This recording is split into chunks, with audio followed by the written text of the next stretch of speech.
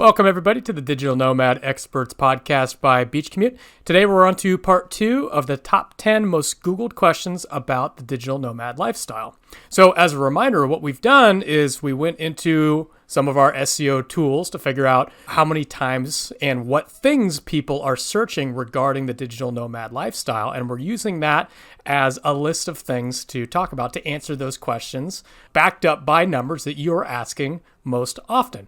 And this list jives pretty well with the questions that we get through email. You guys write us in a lot of great questions at hello@beachcommute.com. And we wanted to back that up with numbers. And sure enough, these are the questions that you're asking. So without any further ado, we're going to go through the last 5 on the list. And as we go through these questions, we're going to briefly answer them because it could take us an hour to answer each one of these. So we're going to do our very best to condense the answers into a very short, succinct response. And anytime that we have a full episode for each one of those questions, we will reference that and tell you where to go and find that. So, Marisa, let's dive into the first question. Do you want to start us off today? Perfect. So these are all good questions. And like you said, they're big, hefty questions that we really could talk probably 2 hours minimum on each of these questions. So we'll do our best to give the Sparks Note version of these. And there's a couple episodes we'll refer back to that we have actually talked longer on each of these topics. So number 1, or I guess this is number 6 technically, but number 1 today is what are the pros and cons of being a digital nomad? So this is, to me, a big, lofty question, but I'm curious, Jeff, what's the first thing that comes to your mind with whether pros, cons, both? What comes to your mind with this question? So, yeah, again, very difficult. We've done an entire episode on this one, episode 139, pros and cons of being a digital nomad. For good reason. There's a lot of both. Of both, and yeah. And it does require quite a bit of unpacking. So to keep it brief, I'm just going to list the first thing that comes to mind. So the pros, experiences.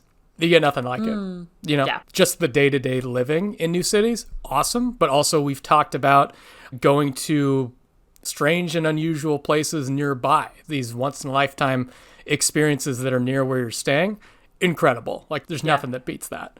Second thing. I'll have to look up that episode next time I'm talking. But keep going for your list. Yeah. One.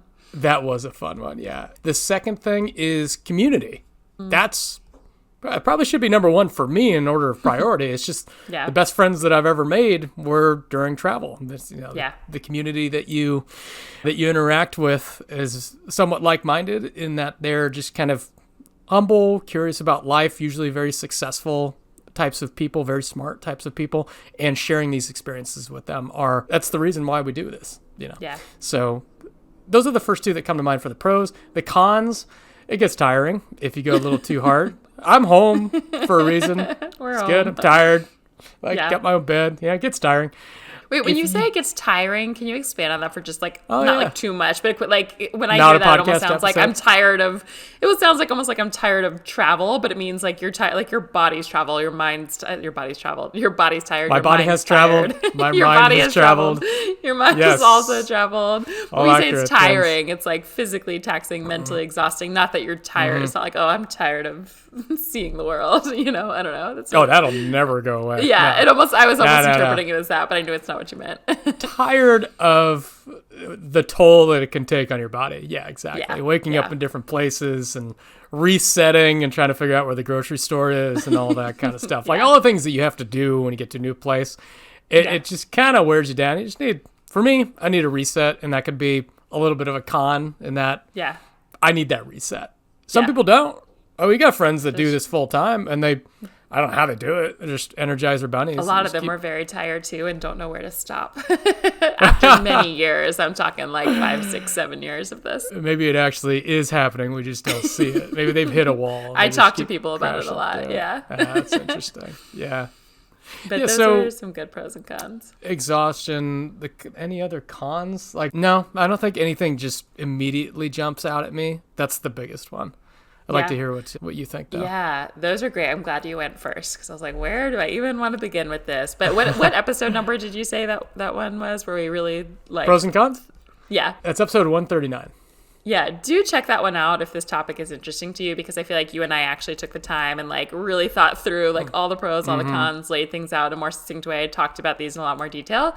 I think you covered, the ones that like come to mind first. Those are great. So I would say to add to that is just, I would say the pro of it is I remember back like being in the corporate world and having 2 weeks of vacation and like maybe going to one different country a year and just thinking like, I'll never see the world if I don't change my life somehow. So to me, the biggest pro is just you have the freedom to get everywhere in the world if you want to go. I mean, it's hard to go like everywhere in every country, but if you want to get to every country in the world, you can. If you just have like destinations you've dreamt of for a long time. I look at a lot of people who don't live this life and like, oh, I wish I could visit here. I have these 7 places on my bucket list and like we've been to all those places. It's like you get to check off all the locations. So to me, the biggest pro of why I started this is like you can go anywhere you want, all the places you dream of, all the places you see on Instagram and magazines.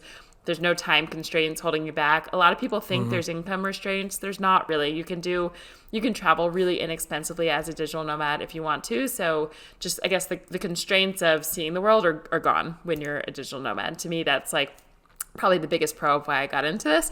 And then as you kind of alluded to with the community and the friends we've made along the way, just like the experiences that you can have as a digital nomad and that you do have. It's like when you're home, and you and I can attest to this as well because you and I are both home right now. I love it for times. It's comfortable, it's safe. I say safe as in just like I know everything, family nearby, but I'm not doing big new things, and I think the pro of living as a nomad is you just, because you're in different countries, different locations, different places, like you're doing things that people are only doing like on their honeymoons like 20 times a year, because you're like, oh yeah, I guess I'm an hour drive from this like wonder of the world. Sure, I'll go for the weekend. Like it's insane. So the amount of experiences, why wouldn't I go do this? So just the number of like once in a lifetime experiences that you have as a nomad is like, you have thousands of them, and they're like every week, every month, if you want them to be. So I would say that's like those two are the biggest pros, and I'll just chime in and don't have to go too much detail. Like the people that I've met along the way for sure have been like such an amazing part of that. And then the con, like you said, it can become very taxing. You get really tired. You can get really burnt out. And sometimes it's almost like, the way I explain it is going to sound weird. It's like too much good sometimes. And sometimes it's a lot of hard things too. But I remember sometimes I've come back from being in the places that I've like loved and are epic, and it's almost like I'm so exhausted because it's so much good that I'm taking in. It's like the best beaches and like the best experiences and the best people and so much laughter, and I'm like my body's tired from, you can be exhausted and burnt out from not having much going on, but the opposite can happen as well too. So I know you touched on kind of like the hard things of finding a grocery store and finding new restaurants and just being tired sometimes, being around a different language that you have to like translate all the time, stuff like that. But just, whether it's too good or just really hard, both happen and it becomes exhausting. So sometimes it's just nice to go back to neutral, Familiar. Which is home for us. Yeah, exactly. So those are the top. It's not a terrible con, really. I know. Like, when you look at it, it's like terrible. it's really hard to come up with anything if being tired of good things. Yes. It sounds. That's when you get it pretty good. You're doing pretty good at that point. I know. I can't even complain. But if we're being honest, I know. I think sometimes that's why it almost feels like you can't talk to other people sometimes when you go home, because you're like, this is going to sound really, really ridiculous. And I'm like, life, it's too good. I just have to come home. But yeah, it's true. It's that's the honest truth. But also sometimes it's just like you have food poisoning and you're sick in a country where you don't know anyone and you're tired and it's hard and you've been there. You have spiders in your apartment. I don't know. Like there's also hard things that definitely happen too. And sometimes you want to run away and go home from that as well. So both exist. And the episode that we were talking about, otherworldly destinations that you see while you're traveling. These are places typically that you would find a little outside of where you're staying. Like if you're staying in a major city, it's usually like a weekend type of trip. Yeah. That's episode 135. Came up with a list of quite a few. I think it's like 10 otherworldly destinations we've been to. That was a pretty cool podcast. That's worth giving a listen.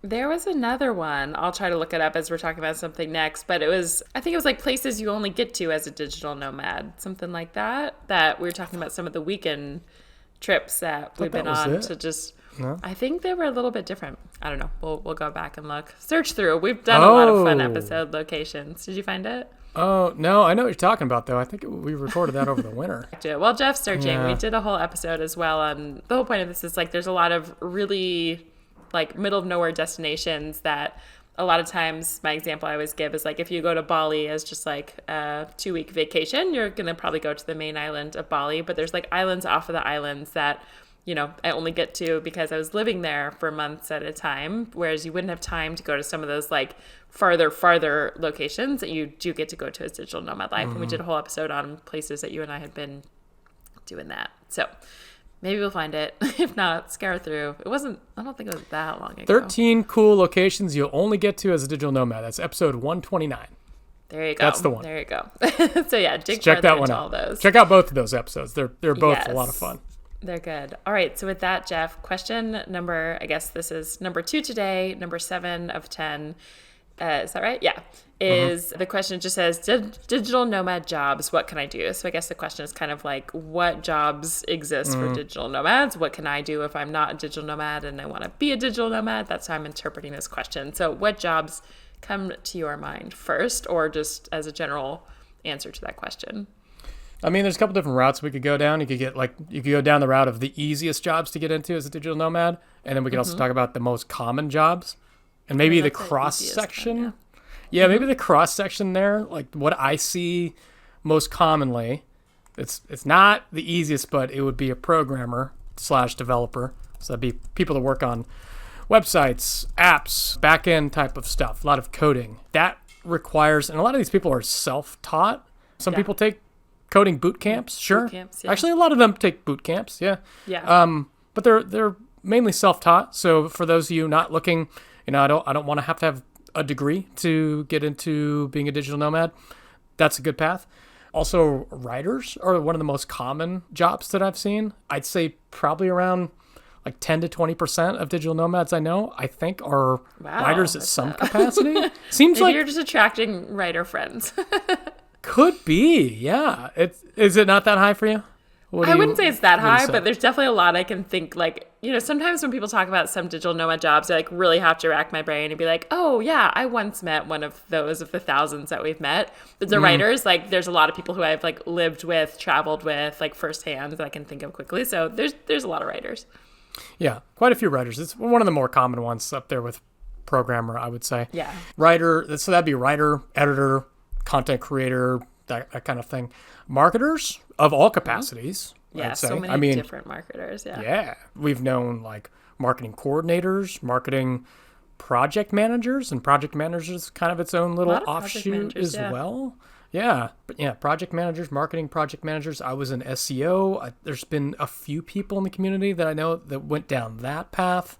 Those are the top that come to my mind. Anything else jump out at you?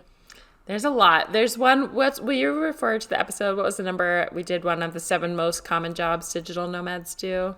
Yeah, it's episode 120, 7 most common jobs digital nomads actually do. Actually, yeah. So check that one out. That one was against the list you'll find on the internet. Yes. Yeah. Backed by research and what we actually know to be true of people who we often travel with and meet, not just what some list has said. But yeah, you nailed a lot of them. There's a lot of graphic designers, different UX, UI designers, big one, different people in HR of some capacity, whether that's kind of like recruiting, customer service, sales. There's all sorts of roles. So those are more of the typical, like your typical 9 to 5 sort of jobs. What we also did an episode, Diego and I did a 2-part episode. If you could give me the numbers of, it was like 19 of the most unusual jobs that we've personally met people doing. What was that one? It's a 2-parter, so it's episode 45 and episode 47. For some reason they were split. We had something important to say in between. I don't know what we did in between. So maybe we just didn't want to inundate you for 2 weeks with just like all these crazy unusual jobs. But to me, that one was like the 7 most common jobs. You'll get a feel of like if you really just kind of want to go that typical route and find the common things that you can apply for most easily on, of the jobs that we even send out that we find for people. But then contrasted with that, I think it's actually just really interesting and inspirational to hear like all the weird, I say weird, just unique individual things that like just you're like, you could do that and travel the world, because to me it's just a good reminder that there is no one size fits all. If there's something you do, you can usually find, or something you love even, like there's a way to do that remotely while you travel. Like there's just a range of things. So those are some of the most common ones. And there's all sorts of, we do have entrepreneur friends as well.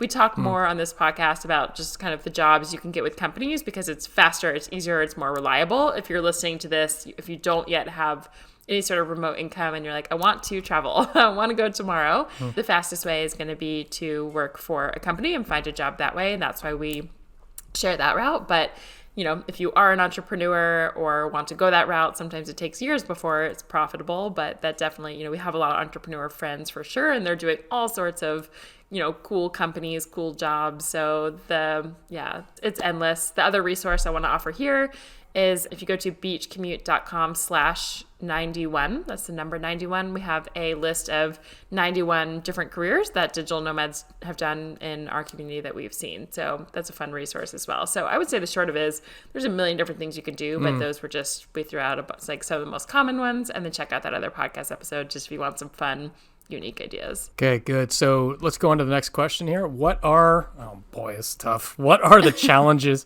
What are the challenges of being a digital nomad? So it's not the con side necessarily, the pros and cons. It's just maybe a little less negative than that. It's just what's challenging. I mean, what are the typical day-to-day challenging things? I would start with work-related stuff. So everything that has to do with connectivity, getting to a new place or being in the place that you're in and making sure that you've got good Wi-Fi that's quiet. You actually got a quiet space. You got stable Wi-Fi. You can actually hold calls. That can be a bit of a challenge when you're trying to work with your Airbnb host to make sure that it's going to be stable. And then when you get there, if it's not stable, what do you do? Do you find a cafe? Do you find co-working spaces? That's always the biggest challenge to me because it has the most direct impact on your livelihood. If it's not strong, if you don't have strong connectivity, you don't have a strong workspace, it can influence your ability to generate income for yourself. So I wanted to add to that because I hadn't really thought about this I don't think I've ever talked about this on the podcast, but there's almost in places where, especially where maybe it's like working a lot of the time, but maybe like it cuts out often or often enough that you're always wondering, like, it's a really important call. Like, is it going to cut out? Like, and that, like, so even if it works most of the time, to me, there's this almost like underlying like stress that kind of like, if you think about something like software running in the background of a computer, like it's always kind of running of like, is it going to be okay? Is this call going to work? Is it going to cut out? Is it going to do this? And even if it does go perfectly, it's like the stress of wondering if it's going to cause you a problem. It really like kind of, I don't know, it tugs on like your inner nervous system. And I don't always realize that until I go back home where I know like the internet is always working and always stable. And I'm like, like what a relief. I just know I'm going to get on this podcast right now and record with you and it's going to work. So that definitely does add up, even if it's working most of the time. So anything to do with that, you're generating income or not looking good to your clients, to your organization because you don't have good connection. That's very nerve-wracking. So that's why we've talked about that at length to make sure that you can mitigate that risk as much as possible. Have all the backups. I'll try to dig up that one. But that's top of mind for me. What would you add to that? So interesting. I love like the contrast of our answers because I'm like, I wouldn't have, it's not the route I would have gone. Like the first challenge I thought of was like the con that we talked about, but just thinking about to add just something different than we've talked about. So I would say, just the burnout overall, the stress of, are you going to find Wi-Fi? Those are great ones. The first thing that came to mind on top of those was, this is like, again, it sounds like the snobbiest problems to have, the snobbiest challenge, but is like learning to say no, like not feeling like you have to do everything in a new location. So when you are going to some of the most incredible places in the world or cool new cities or new towns where if you were just there on vacation, you'd have a list of 30 things that you can, new restaurants to try, like beaches to check out, hikes to go on, like classes to do, like everything you can imagine in a new place that you're, imagine how you live on vacation sometimes. If you're an active explorer, maybe not just like, also just sitting on a beach. So to me, it's like a reminder that this is normal life and I don't have to say yes to everything and I don't have to do everything that you're quote supposed to do in a new place. And so to me, I've over my nomad years really had to learn to like challenge myself to say like, let me just live here. Let me just learn what it's like to be a normal person. And I'll go on some excursions and do the things. But like if there's 5 of the coolest things that I don't do in a place, that's okay. And it's probably cooler just to live there. So I don't know, learning to not have to do everything is a challenge for me as part of nomad life. It's a challenge for every new digital nomad. You see them do it every single time. Somebody new to the lifestyle, can't say no to anything. And then 2 weeks later, they're like, oh my God, I'm so burned out. I haven't slept enough. I've been doing too much crap. Because you're basically on vacation and doing a full-time job at the same time, and it's really exhausting. So learning you're burning your candle at both ends. Yeah. You got to go through that phase, though. I mean, I went through it, had fun. I said yes to everything in the beginning, but I had the energy too. Somehow I could. So yeah, that was like a challenge that I just didn't think about. Any other challenges jump to your mind? There's just a challenge of we talked about this some, but like just getting to a new place and having to figure everything out. So I think that's a challenge every time. Too. Yeah. So I think you kind of mentioned a part of it is when you get to a new place, making sure you have Wi-Fi and figuring out your Wi-Fi backups. But on top of that, it's like, how are you going to get your phone to work? Do you need a SIM card? Do you have an eSIM? Do you know where your bank is? Do you need a bank? Do you need local money? Is it safe to walk in these places? What are the cool restaurants that I want to eat at? What are and I don't mean like which fancy cool ones, but I mean just like your everyday, if you're going to get lunch somewhere, something healthy, what grocery store are you going to? Like you can see, I could just go on and on and on. But think about everything you do in your normal life at home. You probably don't think about it. You take it for granted that you know how to get in your car. You're probably not going to have a car. Do you need to rent a car? Is there Uber? Are there taxis? How do you find them? Are they safe? Like the list goes on and on. So anyway, I say this not to overwhelm anybody, but it really is the true, we like to be honest about nomad life. So the joy of getting to experience new places is, by far makes it worth it. But it's the challenge. There's a lot of challenges every time you get to a new place to figure everything out. And that's why we really recommend, going slow to start, because it takes that long just to kind of get in your, where's the gym, where you're working out, like what's your daily routine?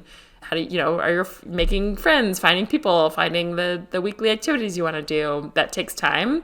And then when you're moving, you just have to do it again. So that's a lot. You just reset and you go through the entire checklist over and over and over. You get pretty good at it, though. You do. It's just doing it. Yes, it takes a lot of energy.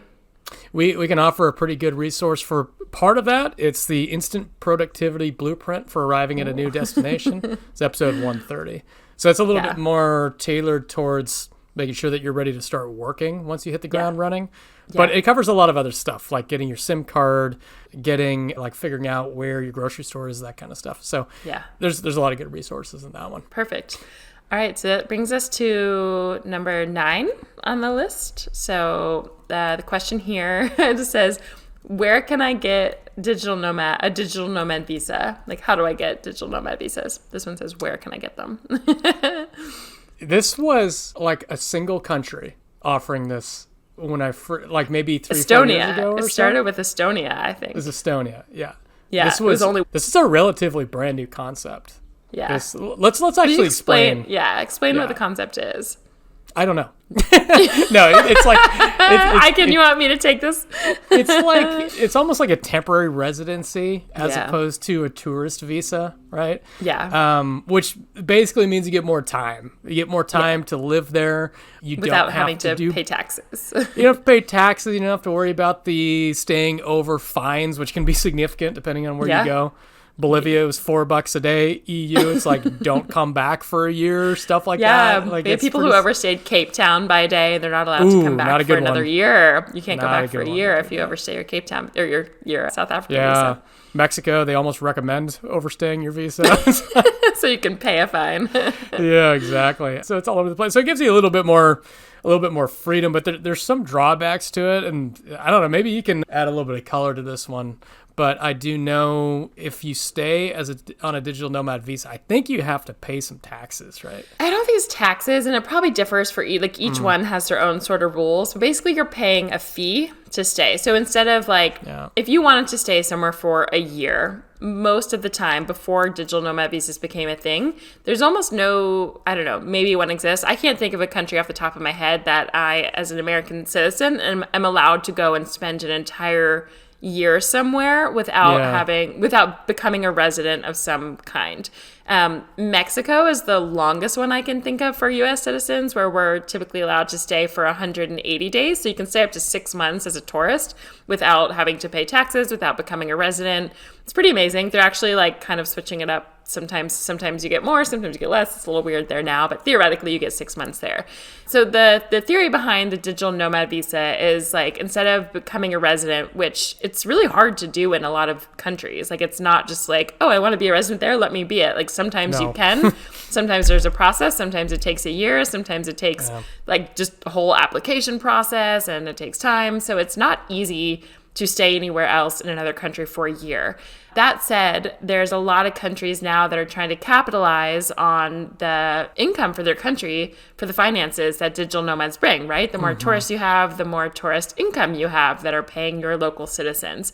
So the reason that countries are now doing this is they're saying like, okay, we don't want you to be a permanent resident here, but we'd love to come and have you spend money in our society for a year. That sounds great. So you can pay for a digital nomad visa. There's usually a lot of stipulations, which are you have to either have a certain amount of money in your bank account, or you have to prove that you make a certain income. And usually it's not so much. It might be like you have to prove that you make, and it varies country by country that have them, but let's say $2,500 per month or $3,500 per month or something like that. I've got an example right here. Yeah. What you got? So Spain, your visa cost is $265. It gets you one year with a chance to apply for up to 4 years. And the requirement is $22.15 US per month. Yeah. So basically, they want it to make sure that you have money coming in, that you're not just like going to illegally stay there because it's less expensive. So they want to make sure you have income coming in that you will then spend in their country, and you pay that one-time fee per year to be able to do that. So it is pretty cool. Like, it's very revolutionary if you think about where we were 5 years ago. Estonia was the first one to do that. It was like this whole big thing. Like, you can go live in Estonia for a year, without being a resident. You just pay this fee and prove you make a lot of money. And now there's, probably 50 countries or so that offer some sort of digital nomad visa. So you can do a Google search and find that out. So I would say if this is appealing to you, like if you want to go live somewhere for a year, like if you're like, okay, when I get my remote job, I just really want to go live in Spain or live in Barbados. That was like, I think one of the second ones to do the digital nomad visa, or live in whatever country that is. Check out if that country has a digital nomad visa specifically, and check out the requirements and see if you fit it. And then you just apply on that country's website for that.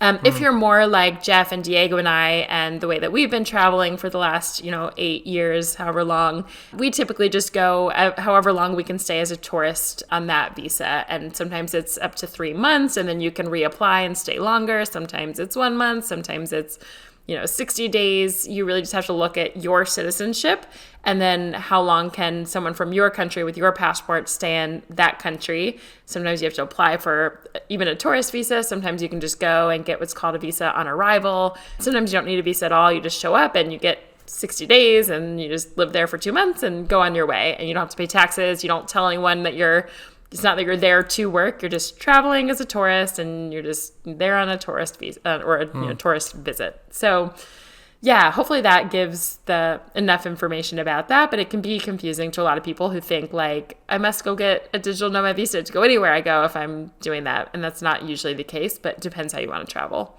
It's turning into a serious thing. That's, like you said, Estonia, this was back in just 2020 that they created this digital nomad visa. Yeah, and so since then, it's now 2024. There's 66 countries that are offering that.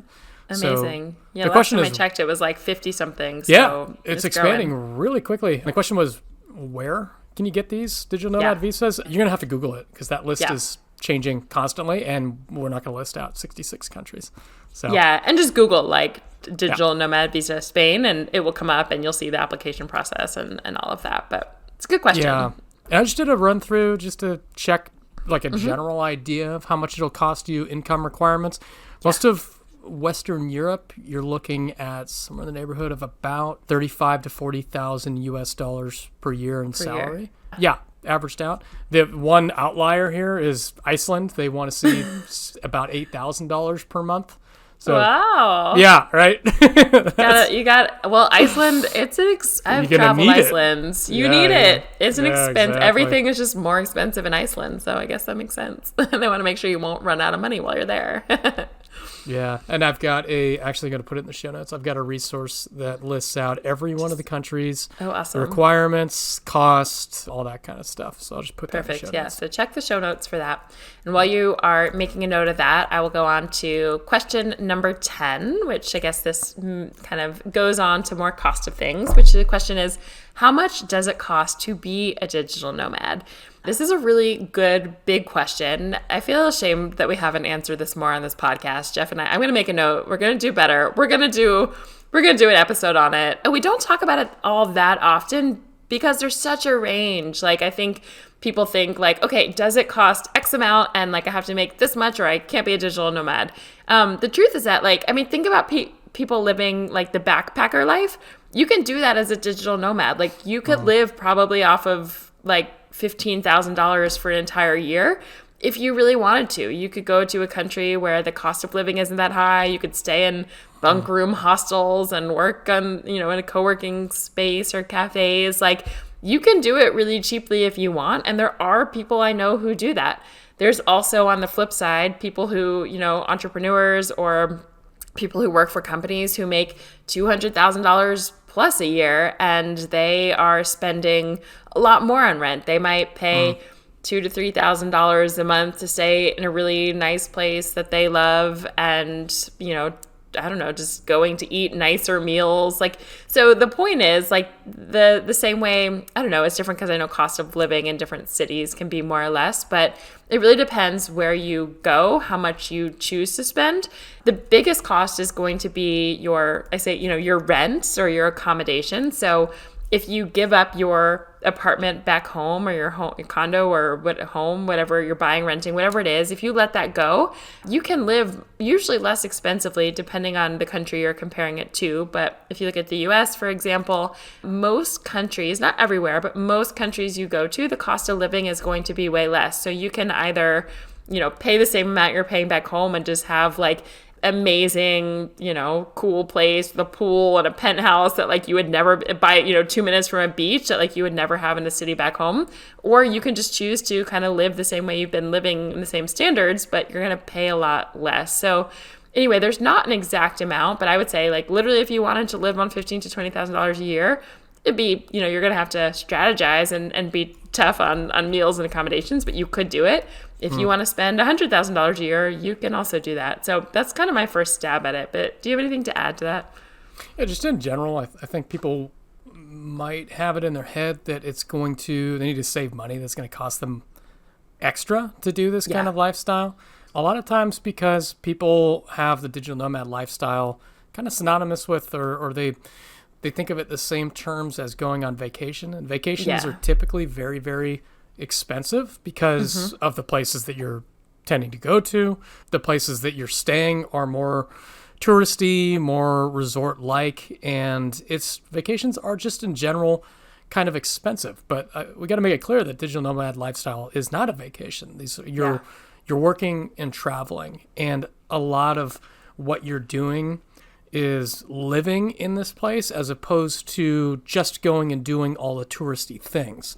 And all the touristy things, you'll have those costs that you're used to back at home if you're coming from North America following you, right? So if you go to the most touristy places in Mexico, you might end up paying U.S., equivalent types of prices. True. But when you're going and living in digital nomad locations, they're not always, but they don't tend to be the touristy spots, or at least you don't stay in the most touristy spots. Like, you're not going to go to La Rambla in Barcelona, the most touristy spot, otherwise you will pay those prices and you'll be elbow to elbow with a bunch of tourists. That's not the point of what we're doing. So typically the places that you stay, you'll get a cost of living adjustment down for the most part, like the majority of the time. Like when you leave North America or a lot of Western Europe, if you're coming from there, you're going to get a cost of living adjustment down, and that's typically the places that we target. We actually recently did an episode 126, 9 locations that you can live as a digital nomad for under $2,000 per month. And this is like comfortably live, right? So you'd be looking and at... that was including accommodations and just everything, things that you're, all in. Yeah, we counted food, in... everything, yeah. Yeah, everything except for a flight, because we don't know, you could be coming from anywhere. So Yeah. that would probably be the second biggest expense would be the flights, depending on where you're coming from. Actually, fortunately, we did a good episode on how to get cheap flights. Yeah, and If while I you're remember looking, right. Yeah, we did. While you're looking for that episode number to kind of add to what you're saying about both flights and accommodations, that this isn't vacation.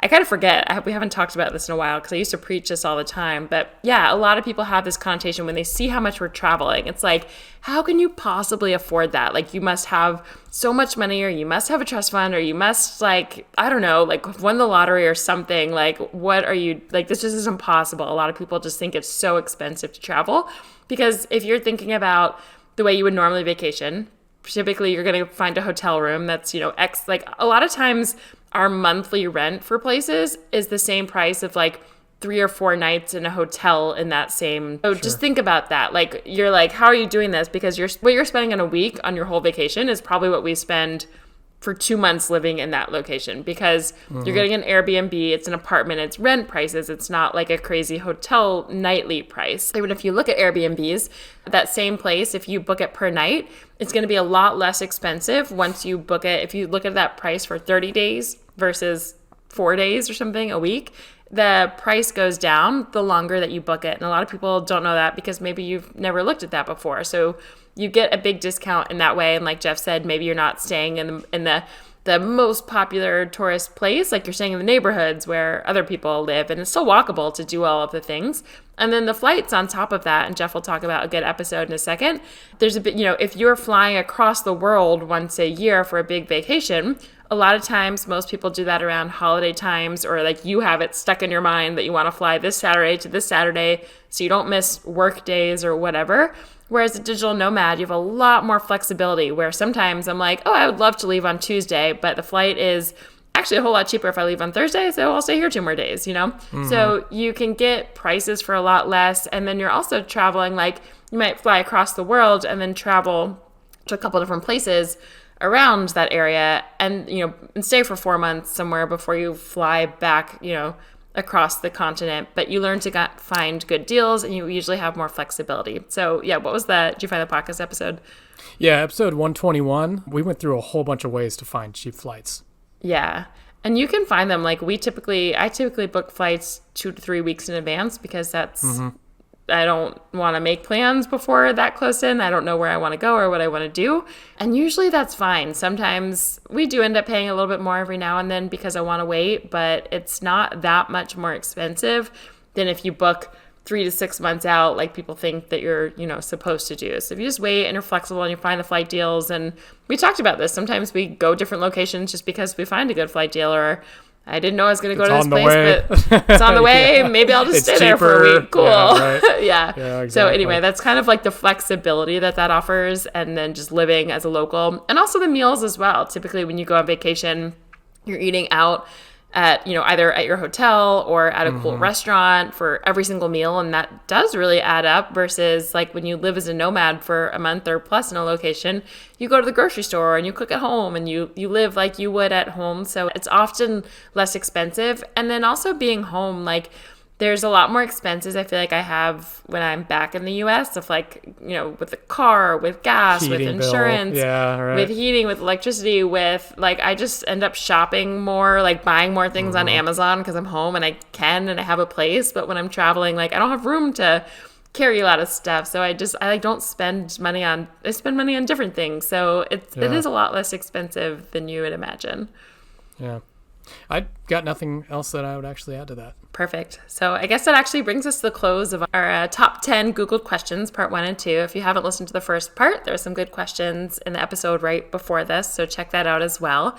And if any of this sounds good to you, we talked a lot about the pros and the cons. There's a lot of ups and downs of this episode, so hopefully we didn't scare you away. Digital nomad life is amazing. So if you don't yet have a job that you can do while you travel the world, hop on our email list. Check out beachcommute.com/email. We send a lot of resources to help you find jobs, how to track them down, how to get jobs, like all sorts of career help there. And beachcommute.com/91 is a great resource. Just look at all different types of jobs that exist. And any other resources or anything else we missed, Jeff? Yeah, so when I release this episode, you can go into the show notes in either player that you're using, Spotify, Apple Podcasts, any of the other offshoots of those.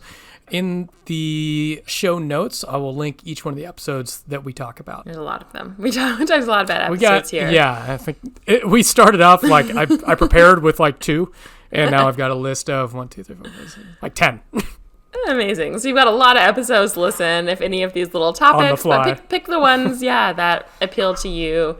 Check those out. We do also have a premium membership where we send out really awesome remote companies that are hiring each day, who are really looking for a job and want to save yourself a lot of time from searching through job boards that are really unhelpful and useless. We do the hard work and find those awesome remote jobs for you. So just head to our website and check out. That's called the Digital Nomad Jobs Daily membership. And other than that, I think that we will see you next week. Thanks for joining us. See you next week.